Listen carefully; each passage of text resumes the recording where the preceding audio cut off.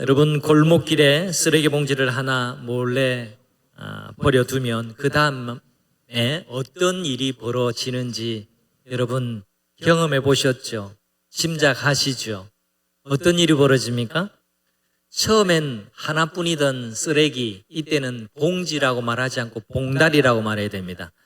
하나밖에 없던 쓰레기 봉다리, 거기에다가 지나가는 사람들이 쓰레기를 막 부담 없이 버리기 시작합니다. 그러다가 한 일주일쯤 지나면 아무도 안 치우면 거기가 또 다른 쓰레기 봉지가 나와 있고 또 다른 폐기물이 쌓여 갑니다. 우리 주변에 흔히 일어나는 일들, 우리가 볼 수 있는 일들이기도 합니다. 학자들은 이런 현상을 두고 깨진 유리창 법칙이라는 이름을 붙였습니다. 1969년 스탠포드의 짐 바르도라는 교수님이 흥미로운 실험 하나를 했습니다. 어느 한적한 인적이 드문 골목에 2대의 자동차를 갖다 놓았습니다. 꼭 같은 자동차였어요. 한 대는 멀쩡한 자동차. 그런데 같은 자동차였는데 다른 한 대는 유리창이 살짝 깨진 자동차를 나란히 두었습니다. 그런데 일주일이 지났습니다. 유리창이 멀쩡했던 차는 처음 모습 그대로 그 인적이 드문 골목에 서 있었습니다만 유리창 하나가 살짝 깨졌던 그 자동차는요, 시간이 지나면서 배터리도 뜯겨나가고 문짝도 날아가고 그 다음에 안에 있는 핸들도 누군가가 뽑아가고 누군가 또 타고 올라가가지고 막 굴리고 그래서 차가 거의 고철 덩어리로 변하고 말았습니다. 어디서부터 시작될까요? 그 차이점이 무엇이었습니까? 깨진 유리창 하나가 이 차는 아무도 신경 쓰지 않는구나. 주인이 없나? 주인이 있더라도 무관심하구나. 뜯어가야지. 밟고 올라서 해야지. 더럽혀도 되구나 하고 걷잡을 수 없이 망가지고 만 겁니다. 이걸 가리켜서 깨진 유리창 법칙이라는 이론을 갖다 붙인 겁니다. 사사기 결론부의 이야기를 지난주와 또 오늘 이어서 살펴보고 있습니다. 제가 말씀드린 대로 사사기의 전체, 특히나 사사기의 결론부의 이야기는 마치 나선형으로 하강하는 계단과도 같습니다. 17장부터는 그 하강 속도가 급격하게 더 가팔라집니다. 지난주 잠시 기억을 떠올려 보실까요? 미가라는 이름이 뭡니까? 가장 누구보다도 이렇게 누구에게 내놔도 손색이 없을 정도로 거룩한 이름, 신앙의 이름이었습니다. 여호와가 누구시냐라는 뜻의 이름을 가진 미가라는 사람의 집에 신상이 세워졌습니다. 그리고 그 신상을 빼앗아간 단 지파의 이야기, 한 가정의 이야기, 한 사람의 이야기가 또 한 지파의 이야기로 점층적으로 정말 우리에게 급속하게 떨어지는 영적으로 또 생활적으로 막 타락하는 모습을 우리에게 보여주었습니다. 그리고 19장, 20장, 21장은 또 다른 에피소드, 또 다른 이야기의 한 덩어리라고 이해를 하시면 됩니다. 19장이 시작하는 첫머리가 이렇습니다. 레위인이 베들레헴에 사는 한 여인을 첩으로 데리고 왔다라고 19장의 이야기는 시작을 해요. 그런데 이 첩이 집을 나가버립니다. 자기 친정 베들레헴으로 돌아갔어요. 근데 이 남자 레위인이 첩을 맞이했다, 이 말은 오늘날 말하면 동부상교회 담임 목사가 첩을 데리고 있었다, 이 말하고 똑같은 말입니다. 그런데 이 첩을 데리러 또 처갓집으로 갔습니다. 그 집이 베들레헴에 있었거든요.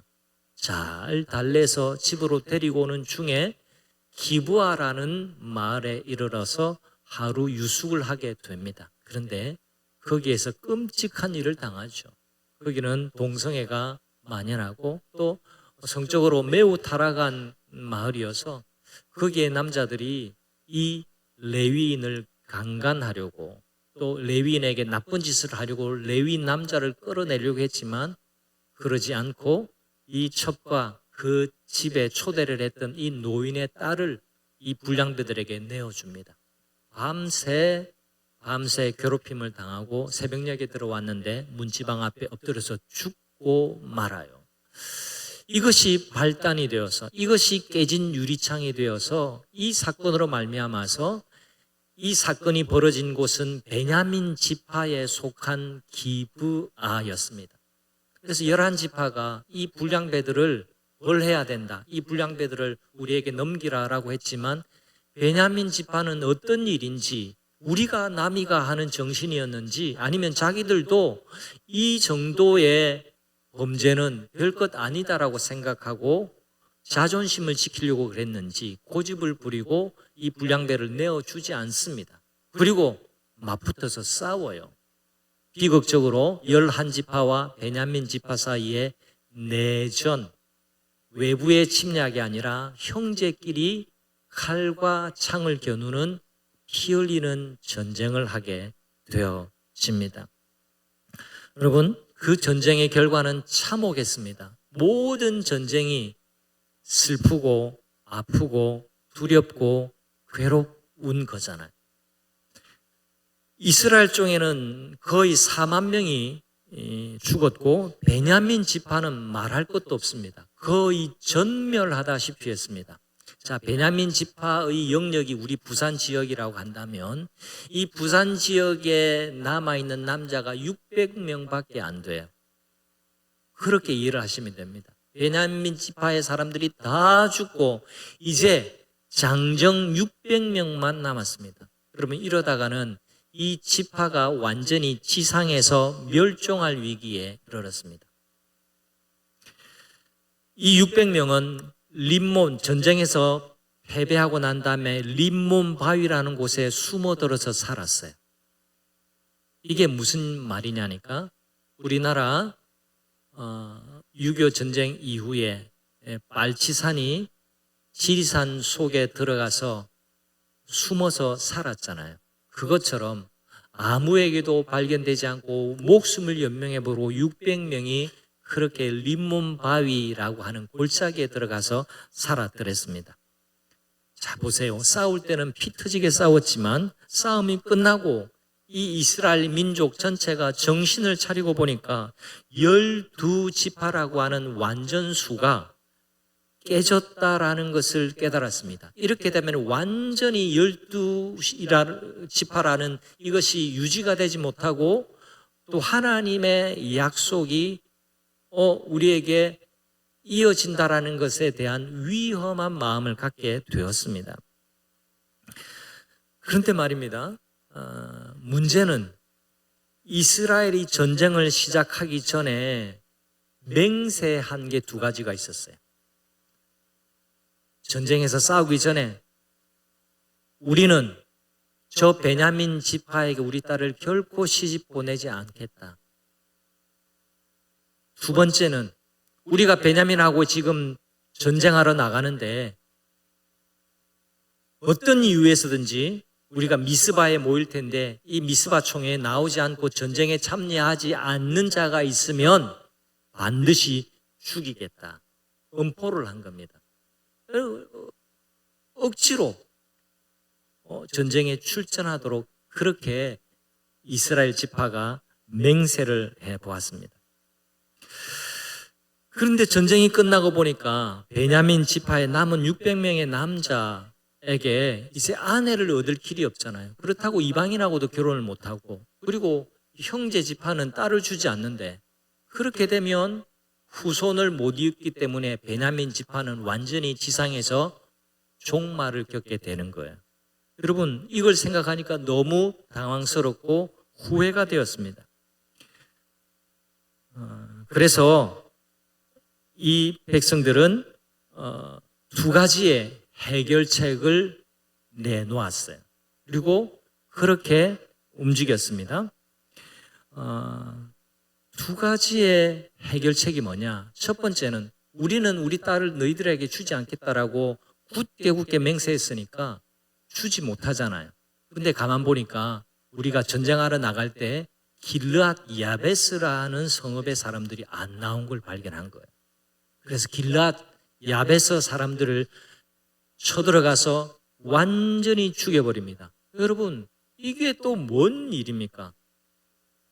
또 민족이 민족을 또 죽이다니요.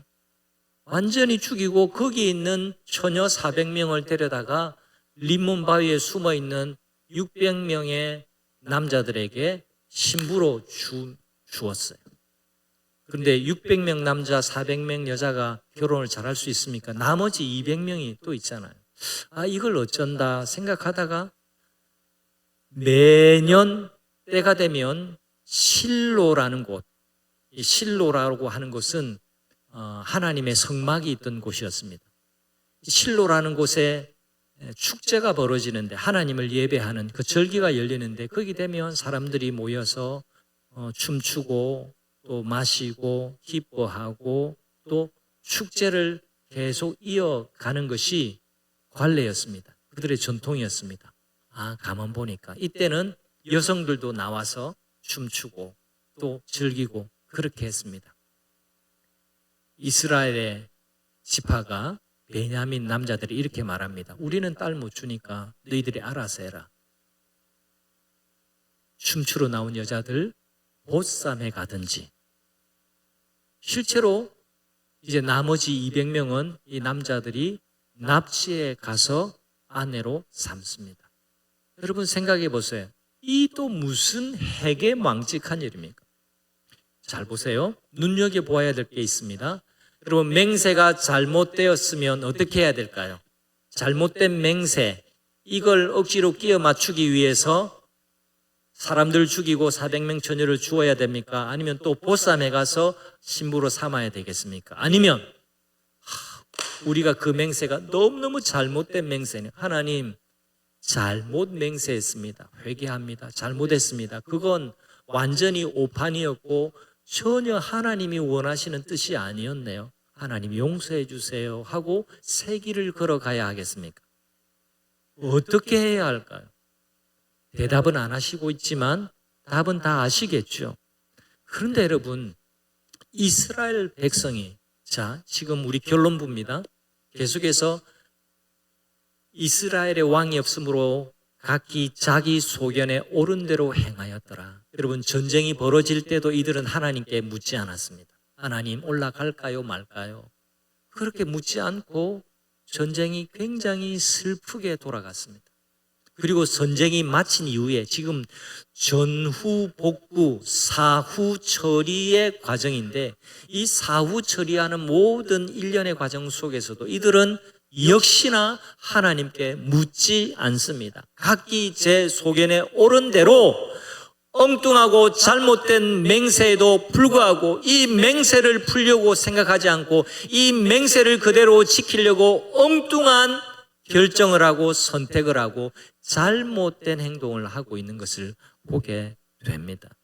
쉽게 말하면 이들은 고집을 부리고 고집을 부렸어요.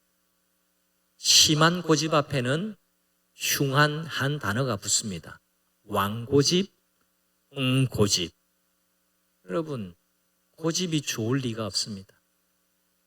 여러분, 하나님 앞에 특히나 하나님 앞에 고집을 부리고 하나님 앞에 고집을 부린다는 것은 하나님의 뜻은 온데간데 없고 내 생각, 내 뜻, 내 계산, 내 계획 이것만 붙들고 살아가면 이렇게 잘못된 선택을 할 경우가 너무너무 많습니다. 여러분 회개하고 고치면 될 텐데 또 다른 묘수를 찾다가 뒤통수를 맞는 거예요. 성도 여러분, 이것이 바로 하나님께 묻지 않고 자기 소견대로 행하는 사람의 특징입니다. 고집스러워요. 마음이 딱딱하기가 이루 말할 수 없습니다. 너무너무 딱딱해서 비집고 들어갈 틈이 없습니다. 하나님의 말씀도 그 사람의 심령에 비집고 들어갈 틈이 안 보이는 거예요. 하나님의 말씀을 듣는 자리에는 나와 있지만 하나님의 말씀이 전혀 흡수되지 않아요. 전혀 들리지 않습니다. 마음에 와닿지 않습니다. 깨닫지 못합니다. 여러분, 예수님의 비유의 말씀에 보면 씨가 떨어질 때 길가 같은 마음에 떨어진다. 길가 같은 마음이 뭡니까? 사람들이 왕래하고 지나다니니까 그 땅이 딱딱하게 굳어요. 거기에 혹신한 흙이 없기 때문에 씨앗이 떨어져도 그 씨앗이 흙 속에 파묻혀서 뿌리를 내릴 수가 없는 겁니다. 그러면 늘 언제나 불을 켜고 쳐다보고 있던 새, 마귀를 뜻합니다. 새가 와서 낼름 집어 먹어버려요. 오늘도 지금 이 시간도 말씀을 듣고 있지만 여러분의 그 딱딱한 마음으로, 고집스러운 마음으로, 불신앙의 마음으로 하나님의 말씀을 그냥 소리로 듣기만 하면 마귀가 어느새 와서 그 말씀에 생명력 있는 씨앗을 쪼아 먹어버리기 때문에 여러분 속에 이 열매를 맺을 수가 없는 겁니다. 헛된 맹세를 회개하고 하나님께 용서를 구하면 될 일이었습니다. 우리도 헛된 맹세, 우리도 잘못된 선택할 수 있습니다. 여기 완벽하게 일주일 살다가 온 사람 누가 있을까요? 없습니다. 우리도 때때로 헛된 말하고 때때로 잘못된 행동하고 잘못된 선택하고 잘못된 마음 먹습니다. 그럴 때마다 고집 부리지 말고 회개하고 하나님께 돌이키면 됩니다. 그것이 바른 선택입니다. 그런데 고집을 꺾지 않고 여전히 자기 소견대로 옳은 대로 행동합니다. 전쟁을 할 때도 그랬고 전쟁 후에 발생한 문제 앞에서도 하나님의 뜻을 묻지 않았습니다. 이것이 하나님을 멀리하는 인생의 모습이고 특징이에요. 전쟁 전이든 전쟁 후든 그들은 하나님께 진심을 다해서 묻는 순간이 단 한 번도 없었습니다. 처음부터 끝까지 스스로 묻고 스스로 생각하고 스스로 답을 내렸습니다. 자문자답했습니다. 자문자답. 우리는 자문자답하면 안 되고 주문주답. 주님께 물어보고 주님의 답을 들어야 합니다. 사사기는 이 한 문장으로 슬프게 끝을 내리는 것 같아요. 21장 25절. 그때에, 저를 따라합니다. 그때에 이스라엘의 왕이 없으므로 사람이 각기 자기 소견에 옳은 대로 행하였더라.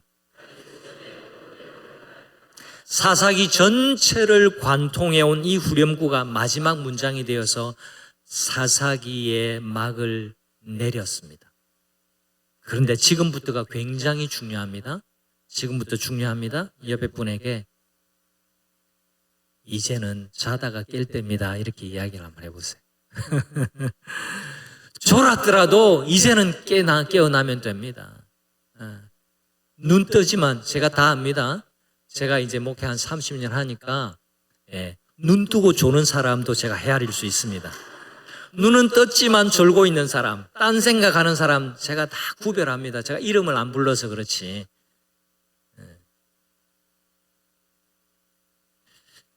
졸더라도 이제 깨어나셔야 됩니다. 이제 잘 들으세요.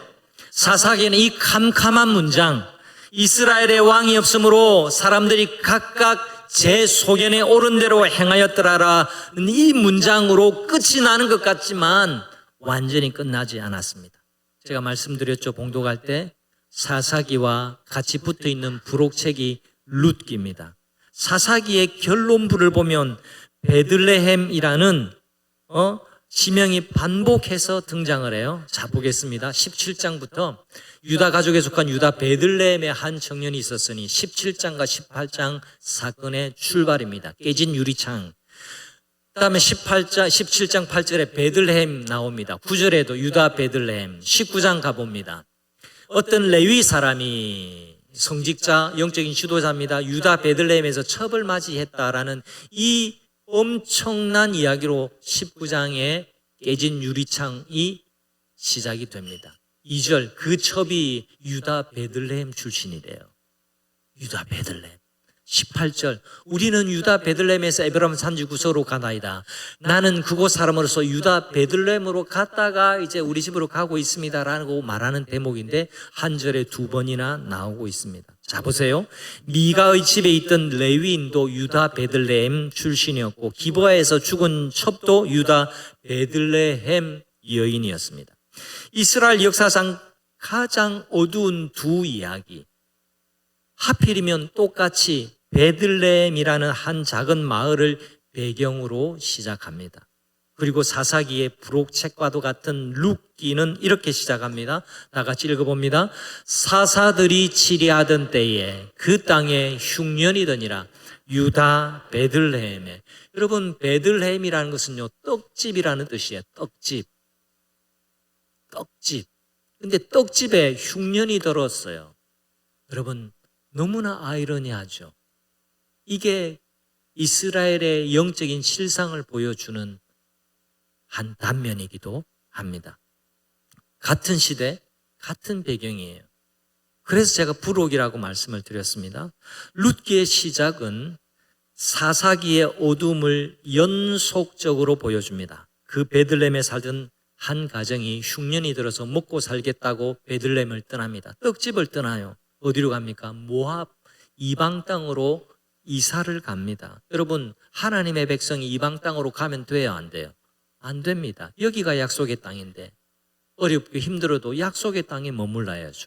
그런데 먹을 것이 없다고 모압 땅으로 이 가정이 이사를 갑니다. 안타깝게도 모압에서 성공하고 돌아오면 좋았겠습니다만 모압에서 남편 죽고 두 아들 죽고 같이 갔던 여인은 과부가 되어서 며느리 한 사람하고 돌아오게 됩니다.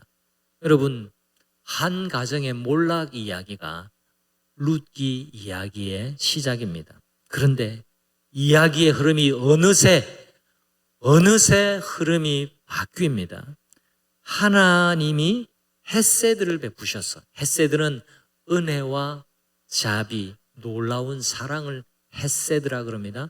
하나님이 헤세드를 베푸셔서 한 가정이, 이 몰락한 가정이 살아납니다. 그 가정에 시집을 왔던 이방 여인, 모압 여인, 핏줄도 이스라엘 사람이 아닌 이 이방인 룻의 신실함과 보아스라고 하는 사람의 신실함이 하나님의 인도하심 안에서 만나게 돼요. 만나요.